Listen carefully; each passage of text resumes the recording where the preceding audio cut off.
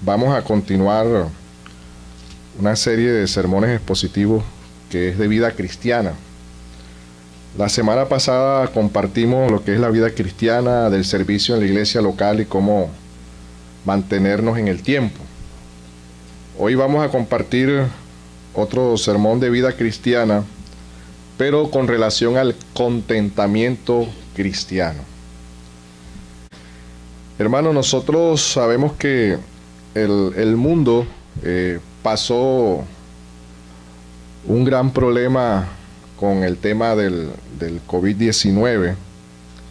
Cuando esto aparece, el mundo no estaba preparado para enfrentar tal desafío, sobre todo la parte de la salud pública, la salud mental, social y demás, pero sobre todo la afectación económica o que iba a tener la economía local.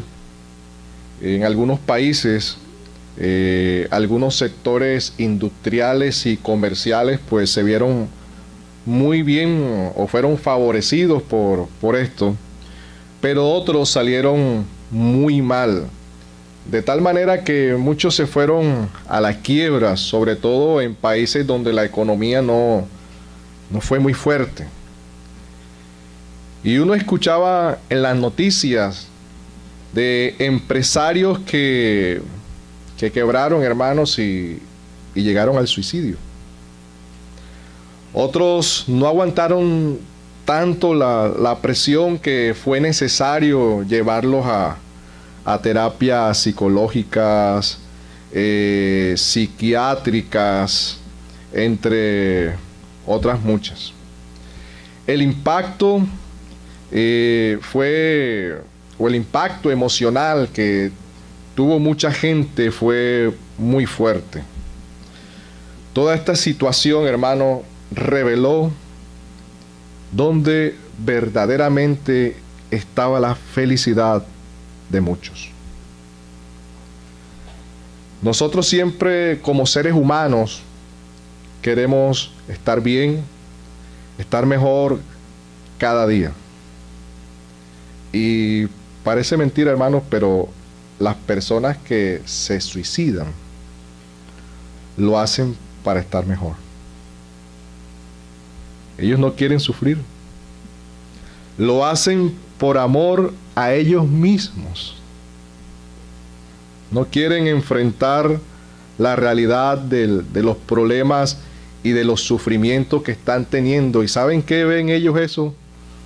Como una forma de la vía a la felicidad. Dicen que las personas que se suicidan se aman a ellos mismos, porque simplemente no quieren sufrir. Parece una mentira, pero esta es una gran verdad. Otros quieren tener lo que otros tienen para ser felices, o quieren lo de otro para ser mucho más felices. Y hermanos, todos deseamos estar mejor. Ninguno quiere estar bien, hermanos. El hombre siempre quiere volver al jardín del Edén, pero de una forma equivocada. Y eso está pasando hoy en día, hermanos, en algunos círculos cristianos. Hoy leemos o escuchamos muchas enseñanzas en contraposición con la verdad, sobre todo con la verdad que enseña la Biblia. Y en una de las enseñanzas que ha ocupado un gran lugar en los púlpitos de muchas iglesias y se ha transmitido de forma desequilibrada, es el deleitarse mucho más en el materialismo y en las cosas temporales que en Dios y de dependencia de su palabra. Lo anterior ha traído como resultado que cuando no se tiene lo que se quiere, muchos se sienten tristes, se sienten acongojados y dicen: Dios no responde, Dios no me quiere, Dios no me ama. Inclusive muchos dicen que pelean con Dios porque Él no les da lo que ellos le piden. Y hermanos, y muchos terminan retirándose de las iglesias. La vida termina siendo una carga en vez de un deleitarse en el Evangelio o en el Señor Jesucristo. Hay un enemigo del contentamiento que aparece en muchas congregaciones y está siendo mezclado entre verdad bíblica con la mentira. Este enemigo del contentamiento cristiano está vestido como ángel de luz, afectando la vida de muchos de nosotros o de muchos de nuestros hermanos sin darnos cuenta. Este enemigo del contentamiento cristiano ha encontrado un apoyo en el humanismo y también en el bienestar del hombre. Este enemigo del gozo, del contentamiento cristiano, apareció en Génesis, en el principio de la creación. Adán y Eva estaban en el gozo, hermanos, en el contentamiento pleno, en el deleite directo con Dios. Mejor no podían estar. Miren, todo el paraíso para ellos. Y lo más importante, hermanos, que estaban en comunión directa con el Creador. ¿Qué les faltaba a ellos? Nada.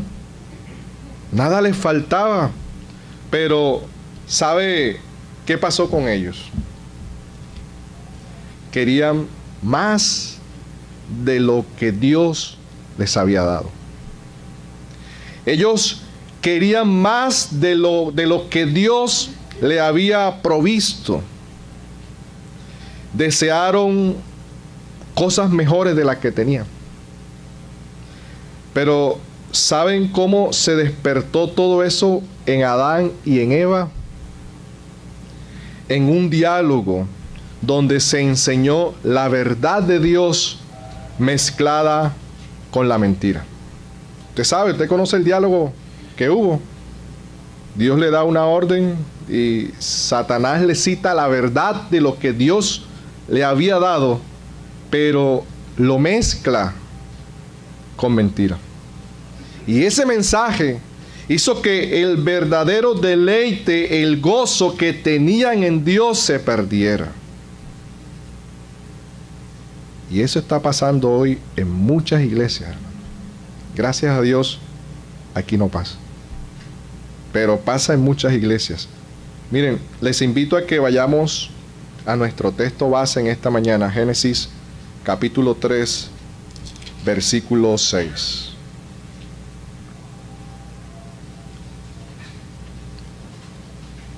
Dice Génesis capítulo 3, verso 6 de la siguiente manera.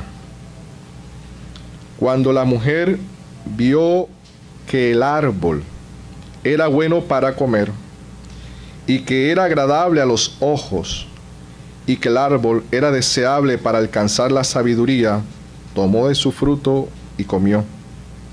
También dio a su marido que estaba con ella, y comió. Hay una palabra que domina los acontecimientos en toda la tragedia del hombre, en este texto, que arruinó su pleno contentamiento y fue desear cosas no de acuerdo a la voluntad de Dios, no de acuerdo a la palabra de Dios. Y ese mal deseo se le dio un título. Mire, el hombre, Adán y Eva, tenían deseos. Y ellos tenían libre albedrío. Pero ellos ese deseo, en su libertad, podían ejercitarlo hacia el bien o hacia el mal, aunque no tenían pecado. Era un deseo puro, un deseo sin mancha, incontaminado. Pero ese deseo lo encaminaron ellos hacia la desobediencia. Y ese deseo se le conoce como codicia, pero nosotros entendemos la codicia es solamente desde un aspecto negativo. Ese término tiene un aspecto positivo, y así lo muestra la Biblia, pero ellos codiciaron cosas que fueron en contra de la voluntad de Dios, y el término original para codicia en hebreo es kamat, y que significa simplemente desear, o desear algo, o deleitarse en ello. Eso es lo que significa codicia. Nosotros tenemos un aspecto negativo de la codicia, pero el que nosotros deseemos, el que nosotros queramos deleitarnos en ello, eso es un deseo que se le coloca el título como codicia. Pero tenemos un aspecto positivo y negativo de esa palabra. Entonces, la Biblia lo presenta desde dos puntos. Miren, de forma positiva, el Salmo 19:10 está escrita esta misma palabra y dice con relación a la ley de Dios, dice deseable, Salmo 19:10. Deseable son más que el oro, y mucho más que oro refinado, y dulce más que la miel, que la que destila del panal. Ahí está usando esta palabra desde una forma positiva. Deseable es más tu palabra.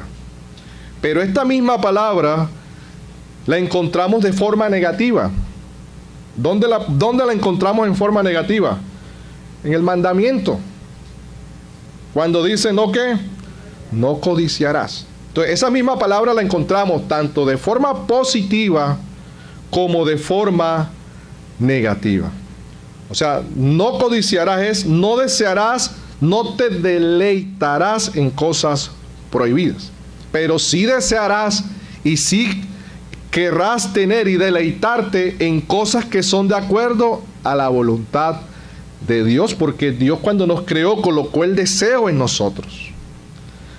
Entonces, esta palabra codiciar la vemos de forma también negativa, o sea, desear algo, deleitarse en ello de una forma incorrecta o inapropiada.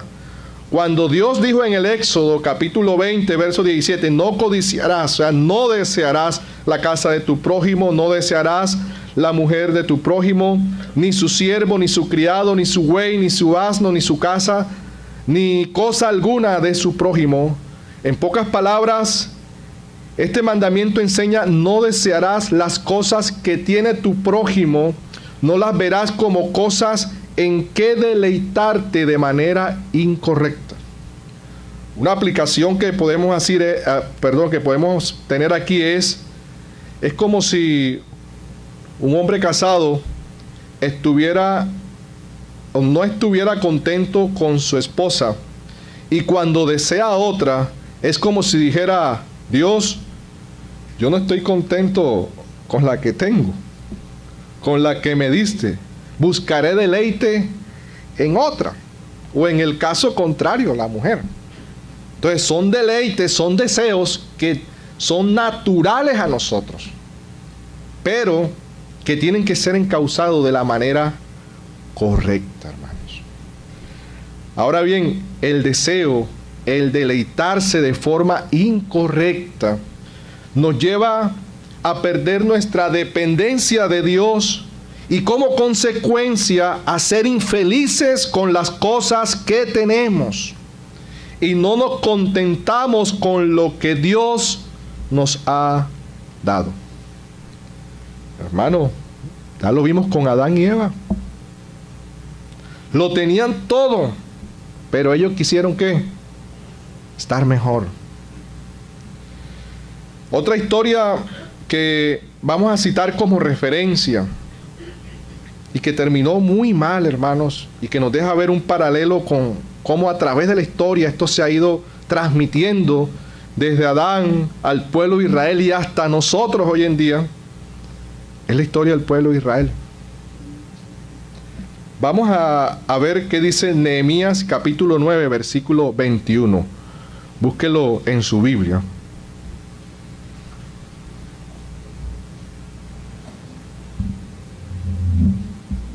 Nehemías capítulo 9, verso 21. No es lo mismo que a uno se lo digan que uno lo lea en la Biblia. No sé si usted tiene esa impresión.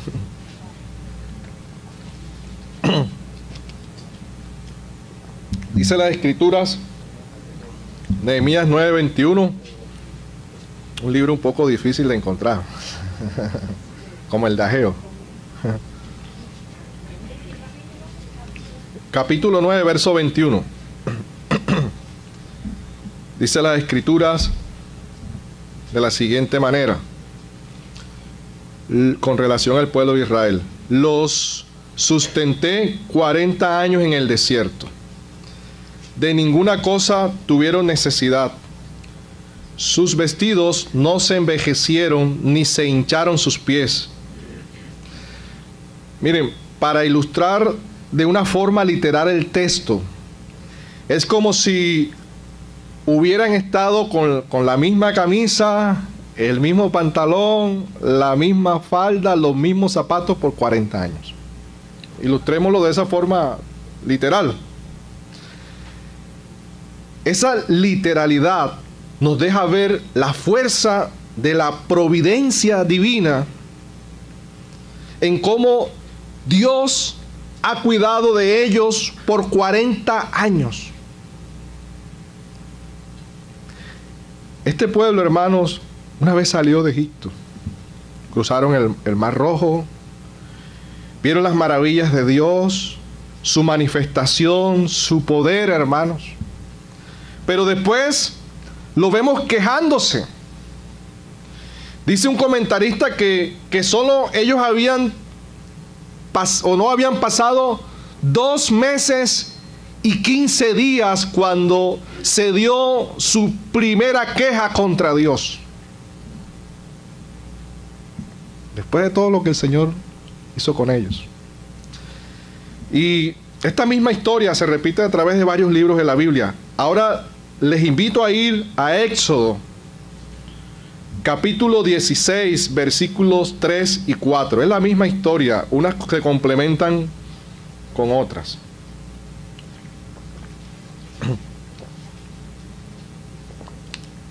Éxodo capítulo 16, versos 3 y 4.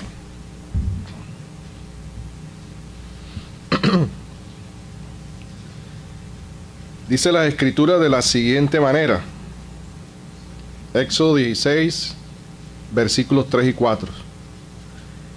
Y le decían los hijos de Israel: ojalá hubiéramos muerto por mano del Señor en la tierra de Egipto, cuando nos sentábamos a las ollas de carne, cuando comíamos hasta saciarnos, pues nos habéis sacado a este desierto para matarnos de hambre a toda esta multitud.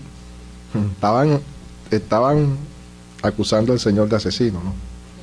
Y Jehová dijo a Moisés: he aquí, yo haré llover pan del cielo, y el pueblo saldrá y recogerá diariamente la porción de un día, para que yo lo pruebe si andan en mi ley o no. Miren, hasta ahí, para no alargarnos en Dios contesta la queja que ellos están presentando. Y Dios les da el maná del cielo, el pan del cielo. Dios los alimenta. O sea, Dios les contesta: ok, listo. Vamos a suplir la necesidad que ellos tienen en este momento y vamos a mandarle el pan diario. Aquí lo tienen, para cada día. Pero, hermano, ellos querían mucho más de lo que Dios les estaba proveyendo. Ellos no estaban contentos como Dios los estaba cuidando hasta ese momento. Y ahora les invito a que esa misma historia vayamos al libro de Números, capítulo 11, versículo 4.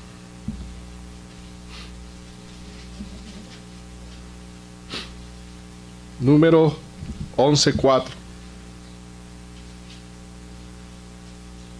Dice, y la gente extranjera que se mezcló con ellos tuvo un vivo deseo. Cuando los israelitas salieron, no solamente salieron ellos, sino que salieron algunos de ahí con ellos también acompañándolos.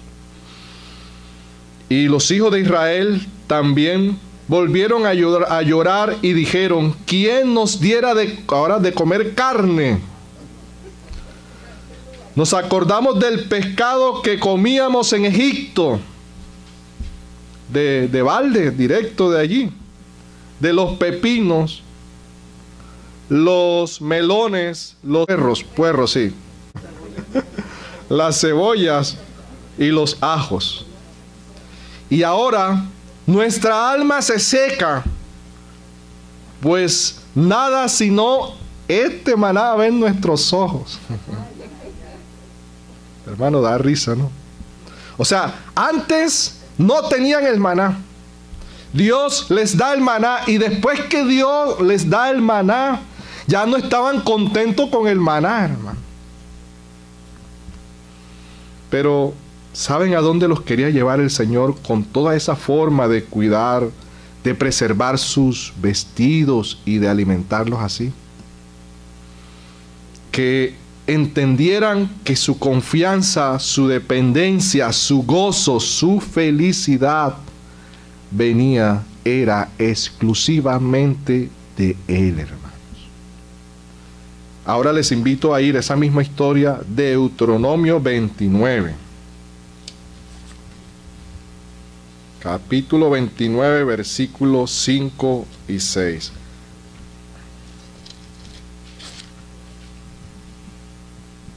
Dice las Escrituras de la siguiente manera, ¿verdad? Y yo os he traído 40 años en el desierto. Vuestros vestidos no se envejecieron sobre vosotros, ni vuestros calzados se han envejecido sobre vuestros pies.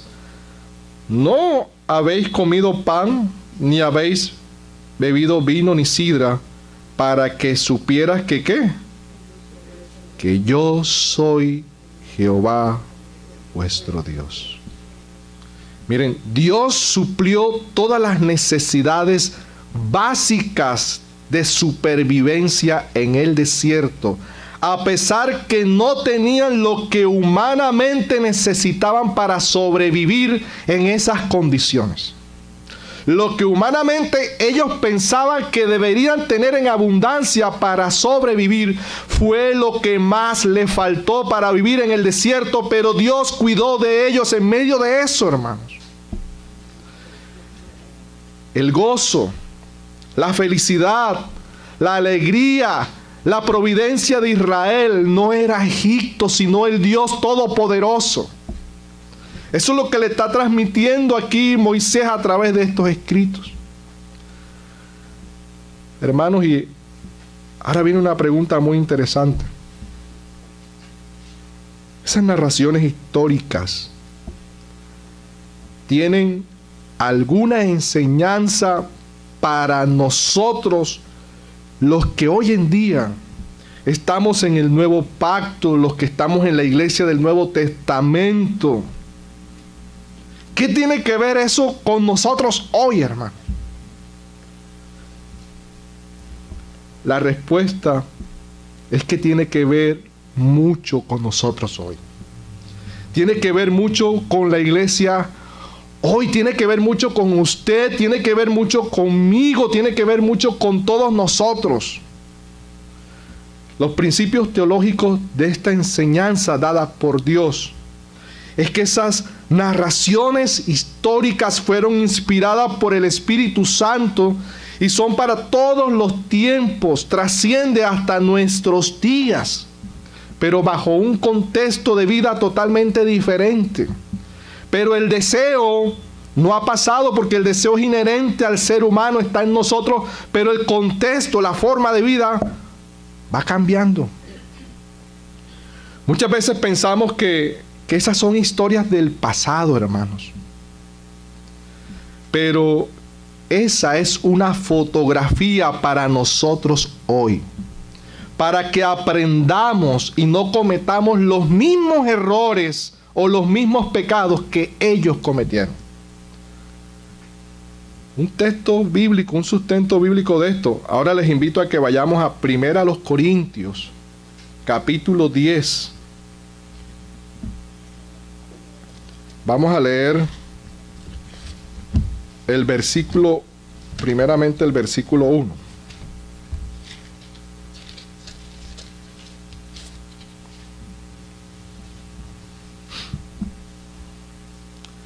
Mano, la Biblia está conectada desde Génesis hasta Apocalipsis. Y miren este texto, 1 Corintios capítulo 10, versículo, vamos a leer primero el versículo 1. Y después leemos el 5 y el 6. Aquí escribe el apóstol Pablo.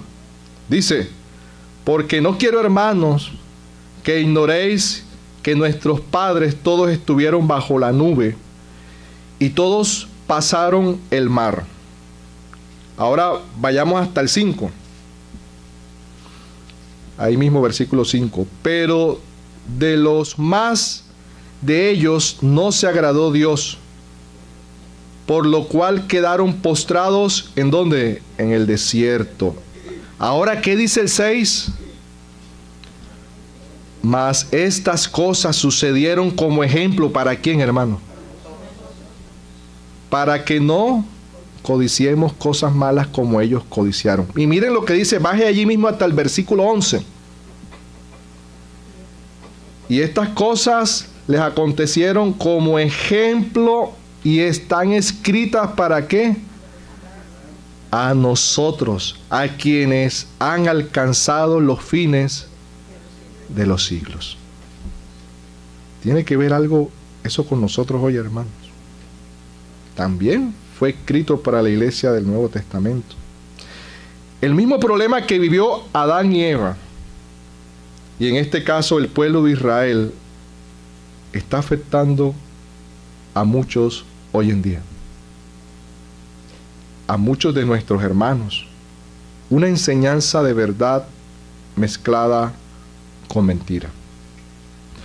Los israelitas, hermanos, se sentían verdaderamente contentos en el Señor, pero con las cosas de los egipcios. Querían la prosperidad de los egipcios, la comodidad de los egipcios y las cosas del pueblo egipcio, pero con Dios de su lado. El deseo y el deleite de ellos se convirtió en una codicia muy dañina y fue la enemiga de su deleite y verdadero gozo de esperar en Dios y en sus promesas. Hermano, y así el apóstol Pablo ya lo veía venir y él fue conocedor de este problema en su tiempo. Por eso es que él escribe también a los corintios esto. Ya esto había, esta forma en el corazón había alcanzado a la iglesia y él también le escribe a Timoteo. Pero gran ganancia es la piedad acompañada de contentamiento. Porque nada hemos traído a este mundo y sin duda nada podemos sacar. Así que teniendo sustento y abrigo, Israel tenía sustento y abrigo, estemos contentos con esto. Porque los que quieren enriquecerse, Israel quería tener las riquezas de comida de Egipto, caen en tentación y lazo y en muchas codicias necias y dañosas que hunden a los hombres en destrucción y perdición. Otro pasaje muy famoso, Hebreos capítulo 13, verso 5. Sean vuestras costumbres, o sea, vuestras prácticas sin avaricia, contento con lo que tenéis ahora. Israel no estaba contento, no se deleitaba con lo que tenían. Pero el Señor dijo, no te dejaré ni te desampararé. Miren, muchas veces uno escucha, y ustedes seguro lo han escuchado, algunas enseñanzas que dice, tú eres hijo del rey. Dios no te ha llamado a tener necesidad, escasez, sufrimiento, te mereces lo mejor. mereces la abundancia, no te conformes con lo que tiene, busca más. Mira que la Biblia enseña que el que busca halla, que el que toca se le abrirá. Y Dios dijo que te dará por herencia las naciones y la riqueza de los impíos serán para los justos. Reclámala, eres un hijo de Dios, debes ser millonario, tú eres cabeza y no cola. Tú te mereces la corona de oro, no la corona de espinas, porque esa ya se la colocaron al Señor. Y etcétera, hermano. ¿Y desde cuántos lugares se está enseñando, hermanos, o estimando un mal deseo, confundiéndolo con un buen deseo, enseñando o mezclando la verdad con la mentira? Muchos han pasado la línea que divide la codicia por lo material y la providencia del Señor para suplir nuestras necesidades. Y aquí es donde debemos estar alertas en nuestros propios corazones. Hermanos, qué daño tan terrible se le ha hecho a muchos de nuestros hermanos con esta clase de enseñanza o doctrina, incentivando la codicia y no ser agradecidos con Dios con lo que Él nos ha dado hasta ese momento. Pero esa clase de enseñanza, hermano, contrasta con la que el Señor Jesucristo enseñó a la iglesia, con lo que el Señor Jesucristo enseñó a su pueblo. El Señor enseñó: busca primero el reino de Dios y su justicia, y todas las cosas vendrán por añadidura. O también cuando el Señor habla con relación a hacer para sí tesoro, y no es rico para con Dios, y más abajo dice: vende todo lo que posee y da limosna a los pobres, y no hace bolsa que envejezca, tesoro en los cielos que no se agote, donde ladrón no llega ni polilla destruye. O cuando el joven rico se acercó al Señor y el Señor, mirándolo, amándolo, le dijo: una cosa te falta, anda y vende todo lo que tienes y dalo a los pobres, y después tendrás tesoro en los cielos. Ven entonces, toma tu cruz y sígueme. No hagáis tesoros en la tierra, donde la polilla y el orín corrompen, donde ladrones minan y hurtan. En pocas palabras, el Señor está enseñando: tu verdadero deleite soy yo, no lo que posees. El Señor Jesucristo, hermano, es el más grande tesoro. Hermanos y amigos, no estamos hablando en contra de un buen bienestar para nosotros o para nuestras familias. Es más, debemos de ser diligentes en procurar estar bien hasta donde lleguen nuestras fuerzas o hasta donde llegue nuestro trabajo. De ahí el bien de querer hacer a los que nos rodean, a nuestra familia y a nuestra propia iglesia local. Tampoco podemos irnos al otro extremo, al de la irresponsabilidad. Esa actitud también es reprochable. Pablo dice que si alguno no provee para los suyos y mayormente para los de su casa, ha negado la fe y es peor que un incrédulo. Hay que guardar el equilibrio cualquier sea la situación. Y ese equilibrio, hermano, es Jesucristo y la fidelidad a su palabra, a los principios enseñados por Él en las Sagradas Escrituras, interpretándolos verdaderamente dentro del contexto que el Señor ha entregado a su iglesia. Así lo escribió el apóstol Pablo: sé vivir humildemente y sé tener abundancia. En todo y por todo estoy enseñado, así para estar saciado como para tener hambre, así para tener abundancia como para tener necesidad o padecerla. Todo lo puedo en Cristo que me fortalece. Cuando entendemos que nuestro Señor lo es todo y que Él nunca nos dejará, nos desamparará, que Él cuida de nosotros independientemente sea lo que estemos atravesando, hermanos, nuestros corazones no andarán deseando lo que tienen los egipcios. Nuestro verdadero gozo está en el Señor Jesucristo. Él es nuestra verdadera felicidad. Él es lo que nos mueve a vivir, a estar sobre esta tierra. El mismo Señor dijo: mi paz os dejo, mi paz os doy, no como el mundo la da, yo la doy, hermanos. Él es nuestra verdadera paz. No es lo que poseemos, es Cristo nuestra verdadera felicidad.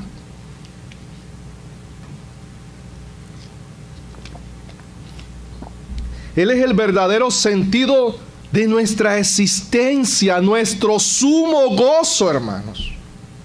El apóstol Pedro escribe: ustedes aman a Jesucristo aunque no lo han visto, y ahora creen en Él sin haberle visto. Se alegran con una alegría tan grande y gloriosa que no pueden expresarla con palabras.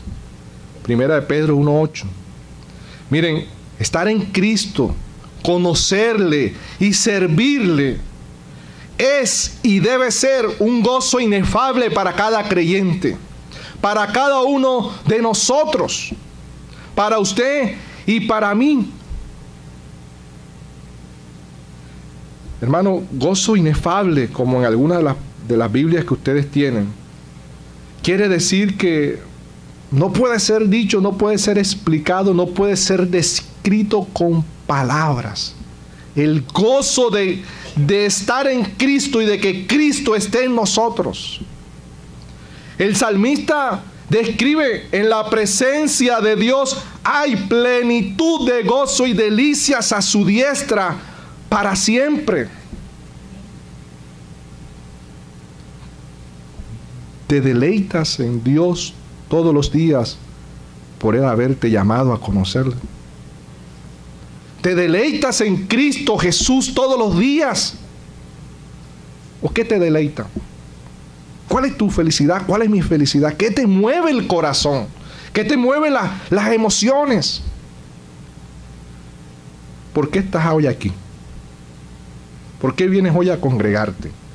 Por una obligación, hermano. Hermano, si venimos por una obligación de venir, y no porque Cristo es nuestro gozo, no estamos viviendo el verdadero evangelio en nuestros corazones. El salmista escribió: mejor es tu misericordia que la vida. Tu misericordia, lo está diciendo un rey que lo tenía todo, hermanos. Ejército a sus manos, disposición de todo, hermano. Pero él dice: ¿sabe qué? Esa vida, ¿no? Mejor es tu misericordia. Policarpo fue un obispo de Esmirna. Y él, un anciano de 86 años, hermano, entendió que la misericordia del Señor era mejor que la vida. Y este hombre murió en la hoguera en el año 55 después de Cristo. 86 años, hermanos. En ese momento el gobernador de turno aconsejó a Policarpo que tuviese piedad de sí mismo por razón de su edad avanzada y que negara su fe en Cristo de una vez por todas a través de un juramento en el nombre del emperador. Hermano, y este hombre le contestó lo siguiente: he servido a mi Señor Jesucristo durante 86 años y nunca me ha causado daño alguno. ¿Cómo puedo negar a mi rey, que hasta el momento me ha guardado de todo mal y además ha sido fiel en redimirme. Que vengan las fieras. ¿Por qué cambiaré mi fe? No es razonable cambiar o cambiarnos del bien al mal por razón de las persecuciones. Usted me amenaza con el fuego que arde, tal vez una hora, pero luego se apaga. Pero usted no sabe las llamas del juicio de Dios que está preparado para el castigo y el tormento eterno de todos los impíos.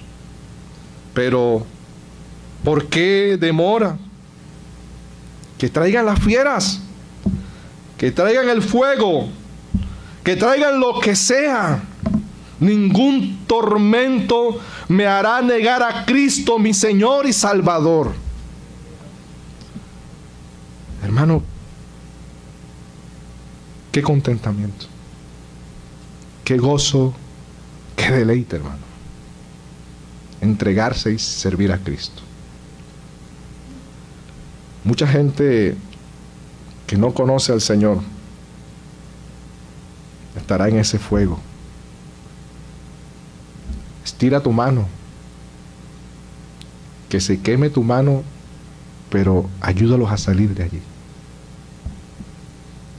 Háblale de Jesús, sin miedo, sin pena, comparte de Cristo. Acércatele, ese gozo inefable y sublime tiene que estar en nosotros para compartir de Él. Y reflexionemos en nuestros corazones, hermanos, cómo estamos viviendo para el Señor, sirviendo para el Señor, ayudando para el reino de los cielos.